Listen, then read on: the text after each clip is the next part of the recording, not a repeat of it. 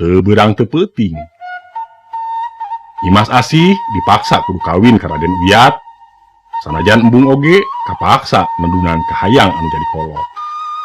Awak anu asalna lengki teh ayeuna mah ngan sagede cingir, begang pamenteuna koneas pias. Tulang katingali urat mah ramang sagede-gede kawat, kagelisanana leungit, anu aya ibarat ririwa kabeurangan. Ulah sia Sujang, ulah urang mah cacah itu mah menak. Lamun dina jadi na hiji oge, maneh moal kuat. Maneh paling dijieun panitahan wungkul, awet rajet.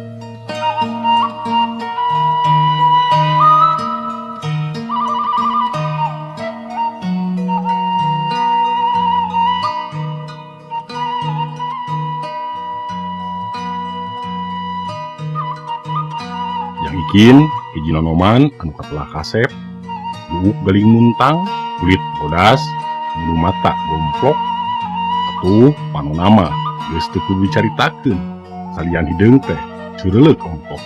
Awak sampayeun make baju kumaha oge pantes, ngan karesepna teh make pangsi hideung.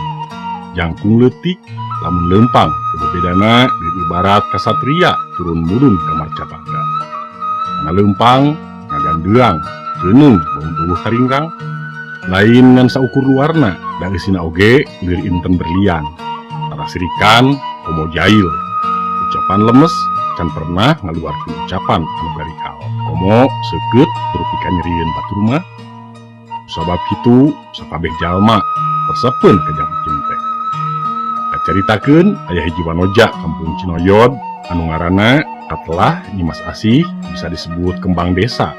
Gelis ibarat putri karaton, da cenah masih keneh titisan putri kadita tiga lupa kuat. Kapentang asmara kabeh batrasa kujang ikin. Harita mah tahun 1500 saka, dan aya anu ngaranna surat cinta, fasilitas SMS, komo WA mah. Cara ngebrehkeun rasa bogoh jeung nyaah teh cara ngaharewos kanu jadi indung.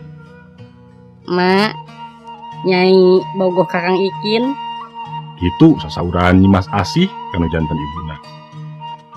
Anu jadi indung Surti dan enjo budakna geus sawawa.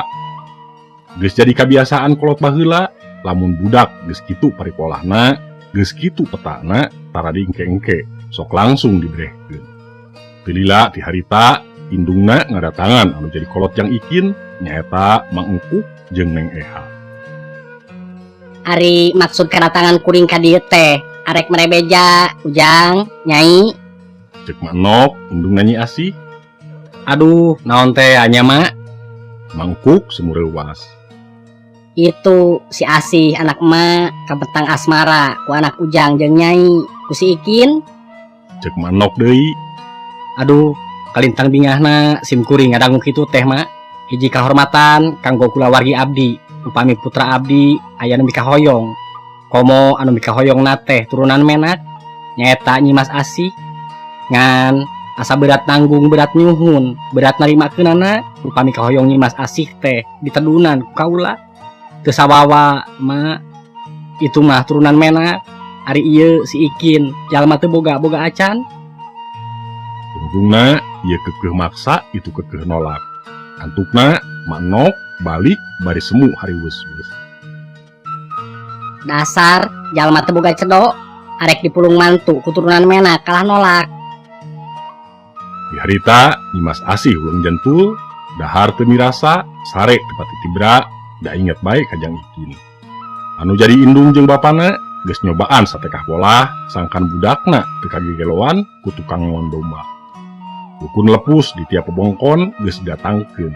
Sangkan anakna teh malik cuak kajang ikin.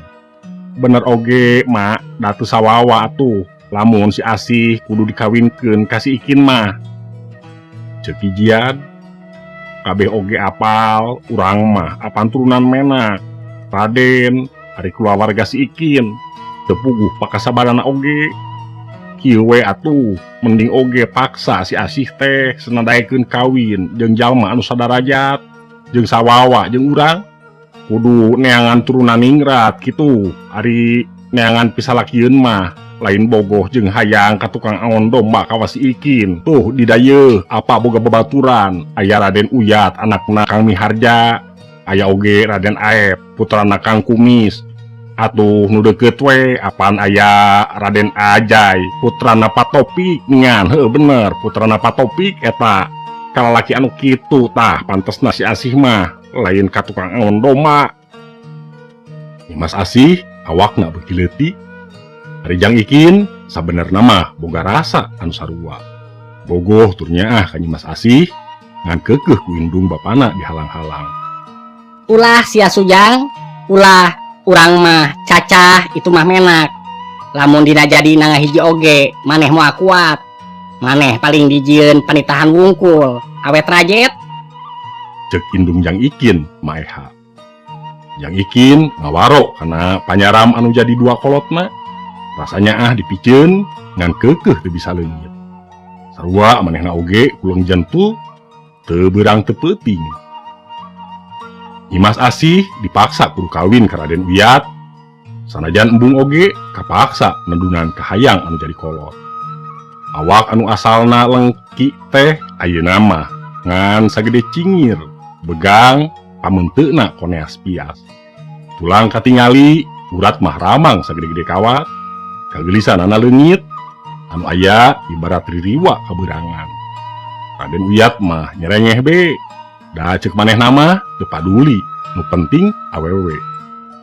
Dina prungna kawin teh meni rongkah pisan nepi ka 7 poe 7 peuting. Kampung Cinoyod jadi haneuteun. Jang Ikin ceurik ngabangingik nalika nenjo kumaha katalangsarana Nyi Mas Asih. Geus puguh ari awak mah rajet, kari-kari dikawinkeun ka lalaki anu teu dipikahayang. Kaayaan Jang Ikin oge beda ti Nyi Asih. Awak kari kulit pamungkus tulang, kicep sabdung sakali, anu jadi kolot surti nama.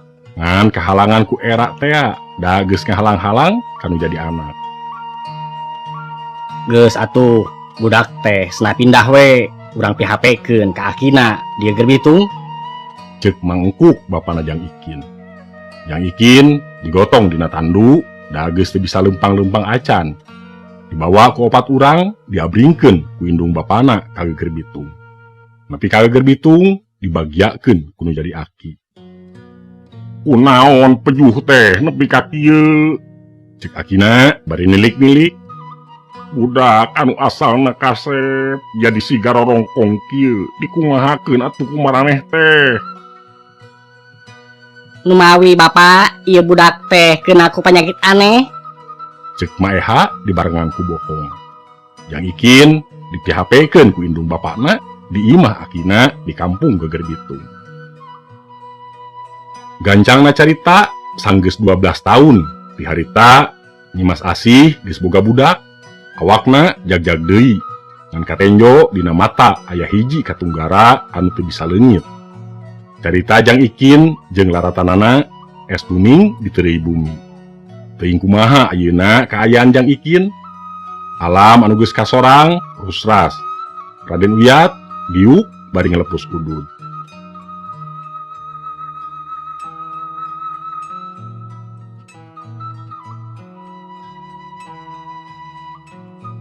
Nyai, cenah kayu kampung teh are kadatangan hiji menak ti dayeuh. Pokna bari keukeuh ngalepus udud. Muhun panginten apana? Walerna dumarida. Lila bener oge. Kabeh jalma ngomongkeun lamun 2 poe ka hareup ka kampung Cinoyod teh baris kadatangan ku hiji ningrat ti dayeuh putrana Bapa Wadana. Kabeh hari weus-weus geus apal kabeh oge lamun Wadana teh hiji jalma anu kakoncara beungharna, malah boga julukan bandar domba sagala. Da geuning pagaweanana teh salian tingu domba oge respen ngadu domba. Cindak ngacarita bapak wadana dibarengan kuno jadi anakna nyaeta Raden Sanusi datang oge ka eta kampung. Dina kerete kancana kumis wadana lain samanea gede muingkel pika serabeun anu nenjo. Kadatangan kuring ka dieu lain naon ngan kuring arek merebe wara lamun dina ieu poe kuring arek ngabuka hiji Rusia.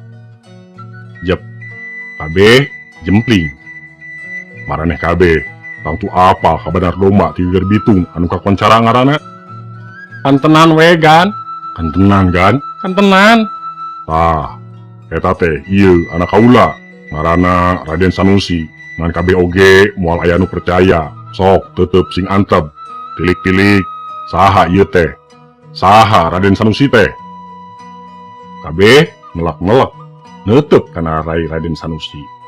Gorowok sebelah kulon aya hiji awewe ngomong tarik pisan. Kang Ikin, Kang. Red, kabeh ngalalieu muru asa eta sora. Horeng Nyimas Asih. Kang Ikin. Sora Nyimas Asih beuki ngalaunan. Kang Ikin, Kabeh anu aya di dinya kerung. Yang Ikin anu baheula dipika bogoh ku Nyimas Asih teh meureun. Si Banar Domba ti Geger Bitung kerung. Komo bapa wadana mah. Ikin, saha Ikin teh nyi? Ceuk Raden Sanusi. Kuring mah lain Ikin Sanusi. Kang, nasib urang di dunia memang kudu kieu. Urang teu bisa mungkir takdir jeung nyinglar kadar. Kanyaah urang di dunia kudu di kieu akhirna. Urang teu bisa ngahiji geuning di dunia mah Kang. Ceuk Nyimas Asih, Raden Sanusi jeung wadana beuki teu ngarti. Kabeh bati olohok ningali eta kajadian. Nyi Asih beuki owah bari rawah riwih sagala. Atuh ku Raden Uyat salakina ditewak. Ngaragkeun pisan sia. Nyimas Asih nenden duriat dina jeroning ati nepi ka ajalna ampih. Sebelah kiduleun lemur Cinoyod aya hiji kuburan. Di antara kuburan-kuburan anu sajana teu ditembok ngan nyesakeun tutunggulna wungkul anu diseratan Nyimas Asih. Geus pinuh ku luput. Cek dongeng mah memeh maot Nyimas Asih pernah seserian ceurik bari sasambang. Kang Ikin. Kang Ikin. Pamirsa, rupi namung sakitu anu tiasa kapihatur. Kirang langkungna simkuring mungkin dihapunten. Wabillahi taufiq wa hidayah. Wassalamualaikum warahmatullahi wabarakatuh.